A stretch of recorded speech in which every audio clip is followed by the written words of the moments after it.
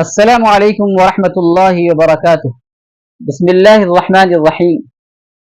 آج کی اس ویڈیو میں نماز سے متعلق دو اہم سوال کے جواب اور حکم شرعی کی وضاحت پیش خدمت ہے۔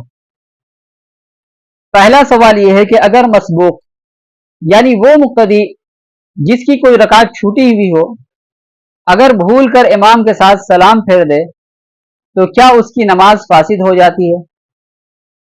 جواب یہ ہے کہ اگر مسبوق نے بھول کر سلام پھیر دیا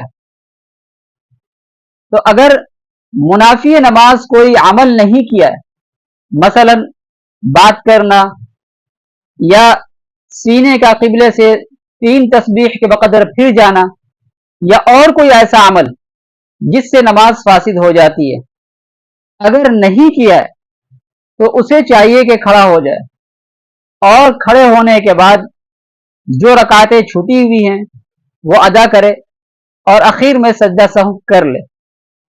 سجدہ سہو کر لینے سے نماز ادا ہو جائے گی۔ اگر سجدہ سہو نہیں کیا ہے تو پھر نماز واجب الاعادہ رہے گی۔ یہ حکم اس صورت میں ہے جبکہ مسبوق نے امام کے سلام پھیرنے کے بعد سلام پھیرا ہو،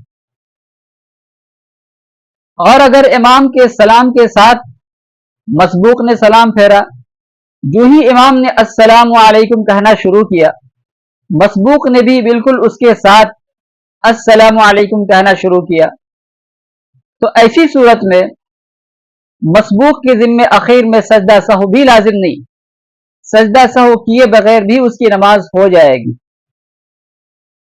لیکن عام طور پر یہ شکل پیش نہیں آتی ہے۔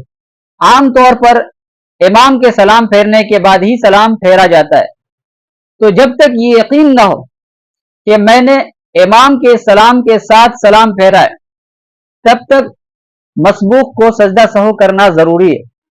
جب یقین ہو جائے کہ میں نے امام کے سلام کے ساتھ سلام پھیرا ہے تو پھر سجدہ سہو کرنے کی ضرورت نہیں ہے۔ یہ دونوں حکم شرعی اس صورت میں ہے جبکہ امام کے ساتھ سلام پھیرنے کے بعد مسبوق نے نماز کو توڑنے والا کوئی عمل نہ کیا ہو۔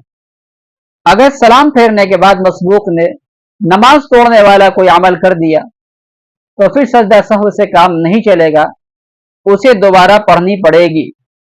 دوسرا سوال یہ ہے کہ اگر امام کے ذمے سجدہ سہو لازم ہو تو مسبوق امام کے ساتھ سجدہ سہو میں صرف شریک ہوگا یا سجدہ سہو کے ساتھ سلام میں بھی شریک رہے گا، یعنی سلام بھی کرے گا؟ جواب یہ ہے کہ مسبوق کے ذمے صرف سجدہ سہو لازم ہے، امام کے ساتھ سلام نہیں پھیرے گا۔ امام جب سلام پھیرے تو اس کے لیے سلام پھیرنا جائز نہیں ہے، بلکہ صرف سجدہ سہو کرنا پڑے گا۔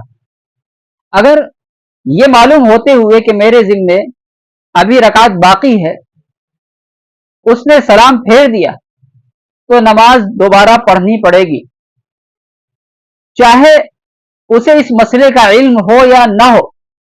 یہاں جہالت عذر نہیں ہے۔